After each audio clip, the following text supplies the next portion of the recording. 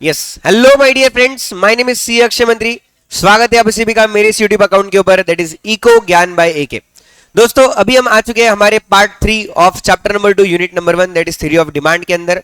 Last part में अपन ने discuss किया था about the price elasticity of demand, जिसके 3-4 टाइप्स अपन ने पढ़े। सबसे पहला रेशियो और percentage method, second is point method, third था अपना arc elasticity method, and fourth was your total outlay and total expenditure method.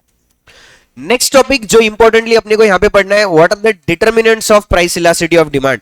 Right, ऐसी कौन सी सिचुएशंस है या ऐसे कई कंडीशंस है जिनको देख के अपन बता सकते हैं कि उस प्रोडक्ट का इलास्टिसिटी कैसा रहेगा।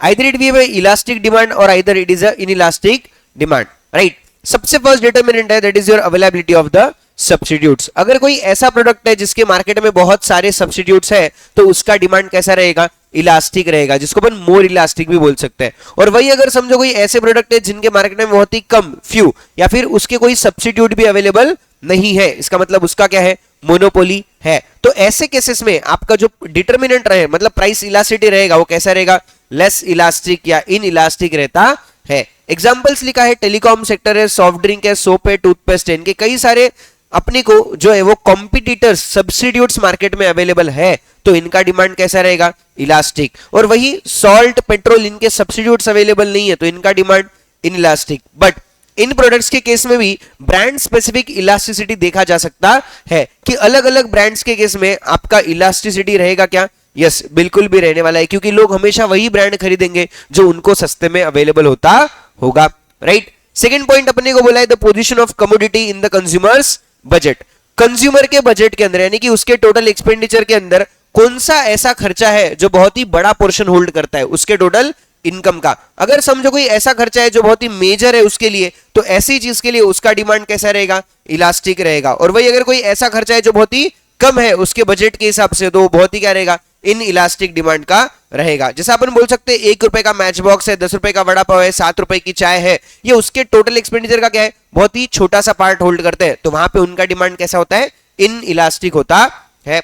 वही जो भी car, AC, washing machine, TV, fridge, ऐसी जो चीजें हैं जहां पे आप आपके टोटल बजट का एक बहुत ही बड़ा पोर्शन दे रहे हो, बहुत ही बड़ा आप वहां पे खर्चा कर रहे हो, तो वहां पे डिमांड कैसा होता है, मोर इलास्टिक होता है। मोर इलास्टिक मतलब लोग यहां पे ज्यादा रिएक्ट करेंगे, और इनइलास्टिक मतलब लोग यहां पे ज्यादा रिएक्ट करेंगे कि प्राइस के चेंज को नहीं करेंगे। Okay, yes. Third point is nature of need that commodity satisfies. अगर समझो जो भी प्रोडक्ट की आप बात कर रहे हो, जिसकी भी आप इलास्टिसिटी चेक करते हो, वो आपके लिए एक नेसेसिटी गुड्स है, तो वहां पे आपका इलास्टिसिटी कैसा रहेगा, लेस इलास्टिक होने वाला है। और वही अगर समझो कोई लग्जरियस प्रोडक्ट है तो उसके केस में इलास्टिसिटी कैसा रहता है, बहुत ज्यादा इलास्टिक होता है। क्यों?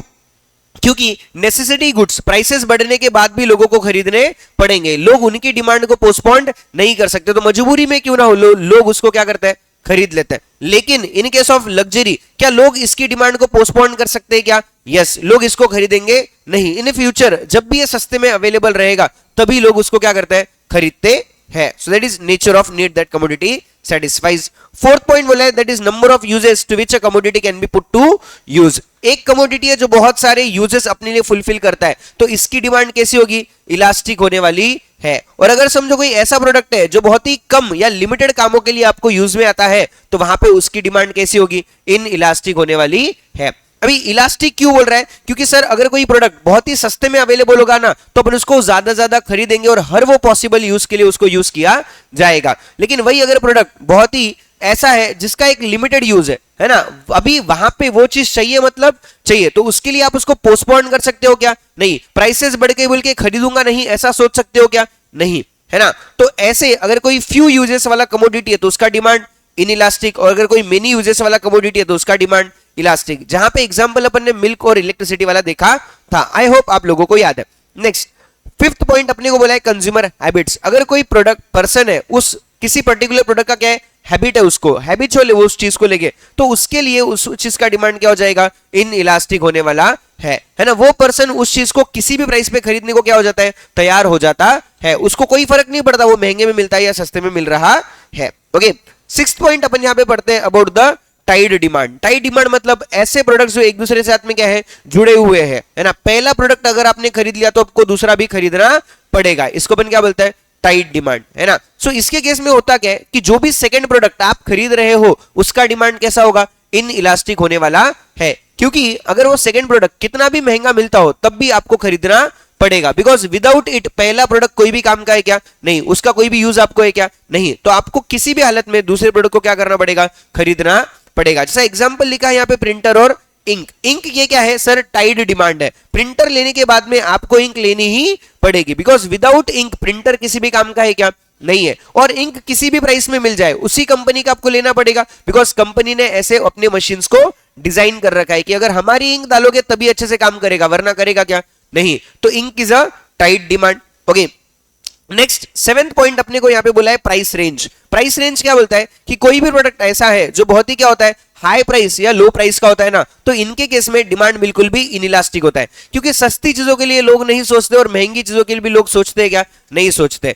सस्ती चीजों के लिए क्यों नहीं सोचते? बिकॉज बहुत ही सस्ते में आता है। और महंगी के लिए इसलिए नहीं सोचते बिकॉज अपन क्या है? बहुत ही अमीर है, और अमीर लोग ही महंगी चीजें खरीद रहे, तो उनको और थोड़ा महंगा मिलता है तो फर्क पड़ता है क्या? नहीं पड़ता, राइट। तो इसके लिए वहां पे उनका डिमांड क्या है? इनइलास्टिक है। वही अगर मिडिल रेंज के प्रोडक्ट की बात करूं ना, तो उसका डिमांड कैसा होगा? इलास्टिक होने वाला है। लोग थोड़े थोड़े प्राइसेस के लिए भी वहां पे क्या करते हैं? सोचना शुरू करते हैं, because they are the middle income person, है ना, वो मिडिल रेंज वाले प्रोडक्ट्स है, तो वहां पे लोग क्या करते हैं? बहुत ज्यादा सोचते हैं। Okay, yes. नेक्स्ट पॉइंट अपन ने यहाँ पे बोला है अबाउट द टाइम पीरियड। अगर समझो कोई भी प्रोडक्ट शॉर्ट रन की अगर बात कर रहा है, शॉर्ट रन मतलब क्या सर? कम समय के अंदर, है ना, जहां पे आपकी लेट से इनकम भी बहुत ज्यादा नहीं होती है, कम होती है, और आप वहां पे बड़े खर्चे कर नहीं पाते हो, तो ऐसे सिचुएशन में क्या होगा? ऐसे सिचुएशन के अंदर आपका डिमांड बिल्कुल भी लेस इलास्टिक रहेगा, मतलब इनइलास्टिक रहेगा, बिकॉज जो चीजें आपके पास में है आप उसमें क्या करोगे? अपना काम चलाने की कोशिश करोगे। लेकिन लॉन्ग रन के अंदर, यानी कि लंबे समय में, क्या आप इन चीजों को बदलने की कोशिश करोगे? यस। और आप वही चीजों करोगे जो आपको करने की इच्छा है, तो यहां पे आपका डिमांड क्या हो जाता है? इलास्टिक हो जाता है, जब लंबे समय की बात करता हूं तो। और अगर कम समय की बात करेंगे तो क्या हो जाएगा? लेस इलास्टिक होने वाला है। इसको समझने के लिए अपन ने मेरे दोस्त का एग्जांपल देखा था, जो कि इंजीनियर और पुणे में रह रहा है, और उसको घर से ऑफिस जाने के लिए बहुत ही लंबा सा डिस्टेंस ट्रेवल करना पड़ता है, और ये अपनी खटारा कार में जा रहा है। नई कार खरीदने की भी भाई साहब के पास पैसे नहीं है, और ऑफिस के पास में घर खरीदने का भी इसके पास में पैसा नहीं है, राइट, बिकॉज ये कहां पे है? शॉर्ट रन में है। लेकिन लॉन्ग रन में क्या ये सब पॉसिबल हो जाएगा क्या? यस, बिल्कुल भी होने वाला है। Okay, and the 9th point यहां पे जो अपन बात करते हैं that is minor complementary items. Minor complementary items मतलब सर अगर आपने कोई प्रोडक्ट लिया, उसके साथ में एक छोटा सा कोई और भी प्रोडक्ट आपको लेना पड़ रहा है, that is very nominal price, बहुत ही नॉमिनल प्राइस का है, तो उसका भी डिमांड कैसा रहेगा? बिल्कुल भी इनइलास्टिक रहेगा, क्योंकि एक बड़ी चीज लेने के बाद में अपन छोटी चीज के बारे में सोचते क्या? बिल्कुल नहीं सोचते हैं। यहां पे एग्जांपल लिखा है वॉच एंड सेल। घड़ी लेने के बाद में उसमें अगर सेल डालना है तो लोग सेल के लिए सोचेंगे क्या? नहीं, बिकॉज अगर सेल ही नहीं खरीदा तो घड़ी किसी काम की नहीं है। Okay, yes. नेक्स्ट यहां पे अपना जो प्राइस इलास्टिसिटी वाला पॉइंट है वो खत्म होता है, और अभी अपन इन करते हैं in our income elasticity of demand. Okay, income elasticity of demand क्या बताता है? The responsiveness of quantity demanded with the change in income of a person. अगर एक इंसान की इनकम में चेंजेस आते हैं तो उसके हिसाब से उसके डिमांड में क्या चेंजेस आते हैं ये कैलकुलेट करना, मतलब ही क्या? Income elasticity of demand check करना कि कोई भी प्रोडक्ट का डिमांड इनकम के अकॉर्डिंगली किस तरीके से बदलता है। अभी यहां पे ऐसा हो सकता है कि कोई प्रोडक्ट इनकम के हिसाब से ज्यादा रिएक्ट करते हैं और कोई प्रोडक्ट बिल्कुल भी इनकम के हिसाब से रिएक्ट करते क्या? नहीं। ये पॉइंट अपन ने डिटरमिनेंट्स ऑफ डिमांड में भी पढ़ रखा है, जो हमने पार्ट 1 में डिटेल में डिस्कस किया है। अगर आपने पार्ट 1 नहीं देखा है तो आप बिल्कुल जाके पार्ट 1 भी देख सकते हो, जिसका लिंक आपको डिस्क्रिप्शन में और यहाँ पे आई बटन पर मिल जाएगा। ओके, बात करते हैं about the formula for income elasticity of demand. Simple सा फॉर्मूला है, बस आपको क्या करना है, पहले जहां पे प्राइस रखा था अभी वहां पे क्या रखेंगे अपन? इनकम। तो फॉर्मूला आपके लिए बन जाता है that is percentage change in demand divided by percentage change in income. Percentage change तो कैसे कैलकुलेट करता है वो भी आपको पता ही है, बिल्कुल new minus old divide by old into 100। Okay, और इसको कैलकुलेट करने के लिए अपने पास और एक फॉर्मूला है that is delta Q divide by delta Y into Y divide by Q. Sir ये वाई कहां से आया? Y stands for the income, है ना। वाई किसको रिप्रेजेंट कर रहा है? इनकम को रिप्रेजेंट कर रहा है। और डेल्टा किसको बताता है? About the change. तो change in quantity divide by change in income into original income divide by original quantity, right. तो यहां पे इलास्टिसिटी जब अपन इनकम की देखते हैं तो 3 केसेस यहां पे बनते हैं। सबसे पहला केस अपने को यह बोलता है कि जैसे ही आपकी इनकम बढ़ जाती है वैसे ही अगर आपके इनकम आपका जो इनकम का परसेंटेज ऑफ एक्सपेंडिचर किसी भी चीज पे जाता था, अगर वो कांस्टेंट रहता है ना, मेरी इनकम बढ़ने के बावजूद भी अगर मेरा परसेंटेज और proportionate of income spent on a particular product अगर वो सेम रहता है तो वहां पे मेरा इलास्टिसिटी कितना हो जाएगा, इक्वल टू 1, है ना। मतलब इनकम का खर्चा बढ़ रहा है कम हो रहा है वो बात अलग है, बट जो परसेंटेज जो प्रपोर्शन ऑफ इनकम आप पहले स्पेंड करते थे उस चीज पे आज भी इनकम चेंज होने के बाद उतना ही कर रहे हो, तो वहां पे आपका इनकम इलास्टिसिटी कितना रहेगा, इक्वल टू 1। यहां पे अपन ने एग्जांपल देखा था कि इनकम पहले 10,000 थी, बाद में 15,000 हो गई, फिर 25,000 हो गई, लेकिन जो परसेंटेज ऑफ एक्सपेंडिचर है वो हमेशा क्या रहा, 10% रहा। तो इस केस में आपका जो इनकम इलास्टिसिटी आएगा that will come to equal to 1, है ना। सेकेंड केस अपने को क्या बोलता है कि जैसे ही आपकी इनकम बढ़ जाए वैसे ही आपका प्रपोर्शन ऑफ इनकम स्पेंड जो उस चीज पे हो रहा है वो भी क्या हो रहा है, बढ़ रहा है। मतलब पहले आप किसी चीज पे 10% खर्चा किया करते थे, आज इनकम बढ़ने के बाद में आप उस चीज पे क्या करते हो, 15% एक्सपेंडिचर कर रहे हो, यानी कि पहले से अभी ज्यादा कर रहे हो। तो यहां पे आपका जो इलास्टिसिटी आएगा वो क्या हो जाएगा, ग्रेटर देन 1 होने वाला है। एंड द थर्ड केस अपने को बोलता है कि जैसे ही आपकी इनकम बढ़ जाए और आपका जो प्रोपोर्शन ऑफ इनकम स्पेंड है अगर वो क्या हो जाए, रिड्यूस हो गया, कम हो गया। पहले मैं किसी चीज पे 10% मेरे इनकम का खर्चा किया करता था और आज मैं 10 से लेस करता हूं, मतलब मैं 8% ही खर्चा कर रहा हूं, तो वहां पे मेरा इलास्टिसिटी कितना हो जाएगा, विच इज लेस देन 1 और इक्वल टू 0 होने वाला है। ये 3 केसेस अपने को यहां पे बिल्कुल भी अच्छे से समझने हैं कि अगर इनकम चेंज होने के बावजूद, है ना, या तो इनकम बढ़ जाए या तो इनकम कम हो जाए, फिर भी मेरा जो प्रोपोर्शन ऑफ इनकम स्पेंट है वो बिल्कुल भी क्या है, कांस्टेंट रहता है, रिमेन सेम, तो मेरा इलास्टिसिटी क्या हो जाएगा, इक्वल टू 1। इनकम बढ़ने के बाद में अगर मेरा प्रोपोर्शन ऑफ इनकम स्पेंड भी क्या हो गया, बढ़ गया, तो elasticity equal to greater than 1। और अगर इनकम बढ़ने के बावजूद भी मेरा अगर प्रोपोर्शन ऑफ इनकम स्पेंड कम हो गया तो मेरा इलास्टिसिटी कितना हो जाएगा, लेस देन 1 होने वाला है। Okay, yes. यहां पे सिंपली याद रखने के लिए कुछ एमसीक्यू पॉइंट ऑफ व्यू से अपने डिस्कशंस किए थे कि इन केस ऑफ नॉर्मल गुड्स आपका जो इनकम इलास्टिसिटी रहेगा वो हमेशा क्या रहेगा, ग्रेटर देन 0 एंड पॉजिटिव रहेगा, है ना। वो कभी भी नेगेटिव हो सकता है क्या, नहीं हो सकता, right, because the general rule है। नॉर्मल गुड्स के केस में क्या देखा जाता है कि जैसे ही लोगों की इनकम बढ़ जाए वैसे ही उनकी डिमांड भी क्या होगी, बढ़ने वाली है। इनकम बढ़ने से ही डिमांड बढ़ेगी और इनकम कम होने से ही डिमांड क्या हो जाएगी, कम हो जाएगी। दोनों भी वेरिएबल्स में कैसा रिलेशनशिप है, डायरेक्ट रिलेशनशिप होता है। तो ऐसे केस में इलास्टिसिटी क्या आएगा, पॉजिटिव ही आने वाला है, which is greater than 0। But in case of necessities यहां पे इनकम बढ़ने से डिमांड बढ़ती है और इनकम कम होने से डिमांड भी कम होती है, सेम रिलेशनशिप डायरेक्ट वाला। But in case of necessity goods यहां पे इलास्टिसिटी हमेशा लेस देन 1 ही होगा, क्योंकि वो ग्रेटर देन 1 हो सकता है क्या, नहीं, बिकॉज नेसेसरी गुड्स के केस में लोग ज्यादा रिएक्ट नहीं करते। जब लोग ज्यादा रिएक्ट नहीं करते होंगे तो आंसर हमेशा क्या होगा, लेस देन 1 ही होता है। इसलिए इसको क्या बोला है कि इनकम इलास्टिसिटी यहां पे क्या होगा, लेस देन 1 होने वाला है। Okay, and in case of inferior goods जहां पे इनकम का और डिमांड का रिलेशनशिप क्या है, इनवर्स है। इनकम बढ़ने से इंफीरियर गुड्स की डिमांड कम हो जाती है और इनकम कम होने से इंफीरियर गुड्स की डिमांड बढ़ जाती है। तो इनके केसेस में देखा जाता है कि यहां पे इनवर्स रिलेशनशिप की वजह से इलास्टिसिटी क्या होगा, नेगेटिव आने वाला है। और अगर इलास्टिसिटी नेगेटिव है इसका मतलब इलास्टिसिटी क्या हो जाएगा, लेस देन 0 होने वाला है। एंड द लास्ट पॉइंट अपन बात करते हैं about the luxurious goods. Luxurious goods के केस में क्या देखा जाता है, सेम डायरेक्ट रिलेशनशिप इनकम और डिमांड के बीच में रहेगा, बट लोग यहां पे इनकम के हिसाब से ज्यादा रिएक्ट करते हैं। जब लोगों के पास में पैसा ज्यादा होगा ना, लोग ज्यादा करके कौन सी चीजें खरीदेंगे, लग्जरियस चीजें खरीदेंगे। और वही अगर पैसा कम हो जाएगा तो ये सब चीजें छोड़ देंगे और सिर्फ क्या खरीदते हैं, नेसेसरी गुड्स ही खरीदने वाले हैं। तो लोग ज्यादा रिएक्ट कहां पे करते हैं, इन case of luxurious goods. Income change होने का सबसे बड़ा रिएक्शन कहीं पे आता है तो वो आता है लग्जरियस गुड्स पे। इसके लिए यहां पे इलास्टिसिटी क्या रहेगा, which is greater than 1, because लोग यहां पे क्या करते हैं, क्वांटिटी पे ज्यादा रिएक्ट करने वाले हैं इनकम चेंज के लिए। Okay, I hope income elasticity वाला पॉइंट आपको क्लियर है और यहां पे आपके सारे डाउट्स जो है वो क्लियर हो गए। और ये जो टेबल है, इतना जो पार्ट है, इतना पार्ट इंपॉर्टेंटली दिमाग में रखना, बिकॉज इस पे से बहुत सारे एमसीक्यूज बन सकते हैं। ओके, नेक्स्ट पॉइंट पे आते हैं about the cross elasticity of demand. Cross elasticity of demand अपने क्या बात करता है कि सर अगर एक प्रोडक्ट के प्राइस चेंज होने से दूसरे प्रोडक्ट के डिमांड पे असर पड़ रहा है तो कितना पड़ रहा है, बस अपने को क्या करना है, कैलकुलेट करना है। और ये होता कब है, in case of complementary goods and substitute goods, जो अपने को अपन रिलेटेड कमोडिटीज अपन जिनको बोलते हैं। तो इन केस ऑफ रिलेटेड गुड्स ये ऐसा देखा जाता है कि एक प्रोडक्ट के प्राइसेस चेंज होने से दूसरे प्रोडक्ट की डिमांड पे क्या पड़ता है, असर पड़ता है। So in case of cross elasticity बस अपन यही चेक कर रहे हैं कि किसी एक प्रोडक्ट के प्राइस चेंज होने से दूसरे प्रोडक्ट के डिमांड पे कितना असर पड़ेगा, है ना। लेट्स से अगर मैं ऐसा बोलता हूं कि दो प्रोडक्ट्स है, एक है प्रिंटर और दूसरा है इंक, ये एक दूसरे के लिए क्या हो गया, कॉम्प्लीमेंट्री है ना। एक लगा तो आप दूसरा भी लेने वाले हो क्या, यस अभी होता क्या है, लेट्स से प्रिंटर की प्राइसेस 50% से बढ़ जाती है, प्रिंटर की प्राइसेस बढ़ने से लोग प्रिंटर खरीदने वाले क्या नहीं, तो जब लोग प्रिंटर ही नहीं खरीदेंगे तो लोग इंक खरीदने वाले क्या नहीं, मतलब प्रिंटर की प्राइसेस बढ़ने से इंक की डिमांड क्या हो गई कम।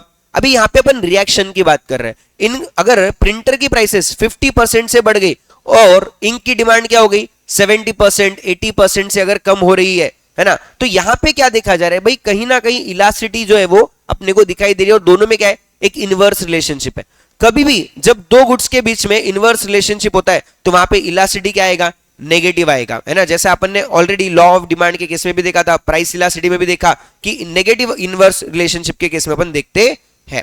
तो यहाँ पे हो क्या रहा है कि प्रिंटर की प्राइसेस बढ़ने से इंक की डिमांड कम हो जाएगी, वही अगर प्रिंटर की प्राइसेस कम हो गई तो क्या इंक की डिमांड बढ़ जाएगी क्या, यस। तो कॉम्प्लीमेंट्री गुड्स के केस में इनवर्स रिलेशनशिप, और इनवर्स रिलेशनशिप बोलते ही इलास्टिसिटी क्या हो जाएगा नेगेटिव, और कभी भी अगर नेगेटिव इलास्टिसिटी है इसका मतलब इलास्टिसिटी क्या है लेस देन 0 होने वाली है। बस अपने को एमसीक्यूज के हिसाब से इतना ही याद रखना है, ये अगर चीजें आपके दिमाग में चली गई कॉन्सेप्चुअली तो बस आपका काम हो गया, आपको कोई भी चीज रटने की जरूरत नहीं है। वही इसका उल्टा अपन देखते हैं in case of substitute goods. Substitute goods के केस में होता क्या है, there is a direct relationship, अगर एक प्रोडक्ट की प्राइसेस बढ़ जाए तो दूसरे की डिमांड भी बढ़ जाएगी। पेप्सी की प्राइसेस बढ़ गई, पेप्सी अगर महंगा हो गया तो लोग पेप्सी छोड़ के कहां पे शिफ्ट हो जाएंगे कोको कोला पे, तो कोको कोला की डिमांड भी क्या हो जाएगी बढ़ने वाली है। वही अगर पेप्सी की प्राइसेस कम हो गई तो सबके सब लोग कोको कोला छोड़ के कहां शिफ्ट हो रहे हैं पेप्सी पे, तो कोको कोला की डिमांड क्या हो गई कम। So there is a direct relationship between these two goods, price and quantity demanded. तो यहां पे क्या होगा, डायरेक्ट रिलेशनशिप बोलने के बाद में इलास्टिसिटी क्या होगा हमेशा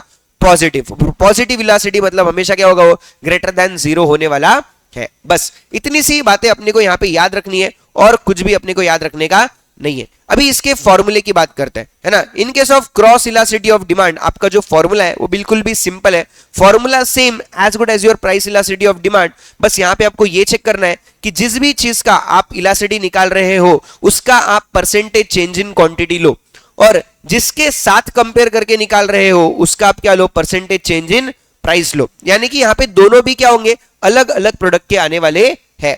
तो इन case of cross elasticity of demand formula is percentage change in quantity demanded of goods y divided by percentage change in price of goods x। तो इससे अपने को क्या मिलेगा सर, y प्रोडक्ट जो है उसकी क्रॉस इलास्टिसिटी कितनी है, जिस भी कमोडिटी की जिस भी गुड्स की आप इलास्टिसिटी कैलकुलेट कर रहे हो उसका आप क्या देखोगे परसेंटेज चेंज इन क्वांटिटी देखोगे, और दूसरे प्रोडक्ट का आप क्या देखने वाले हो परसेंटेज चेंज इन प्राइस देखने वाले हो। अपने लिए यहां पे इंपॉर्टेंट बनता है ये पता करना कि सर प्लस और माइनस साइन किसका है ना। अगर माइनस साइन दिख रहा है इसका मतलब वो कौन सा प्रोडक्ट है कॉम्प्लीमेंट्री है, और अगर पॉजिटिव साइन दिख रहा है इसका मतलब वो क्या है सब्स्टिट्यूट गुड्स है। ऐसा अपने को आइडेंटिफाई करने आना चाहिए, है ना। इसके ऊपर भी एमसीक्यू पूछा जाता है। ओके, अगेन एमसीक्यू पर्सपेक्टिव से छोटे छोटे टॉपिक्स अपने को जो याद रखना है कि इन case of perfect substitutes, perfect substitute मतलब सर 100% सब्स्टिट्यूट है, कोई भी चेंजेस उसके अंदर है क्या नहीं, ऐसे चीज के लिए लोग बहुत ज्यादा क्या होंगे इलास्टिक होंगे, दैट इज इन्फिनाइट इलास्टिक।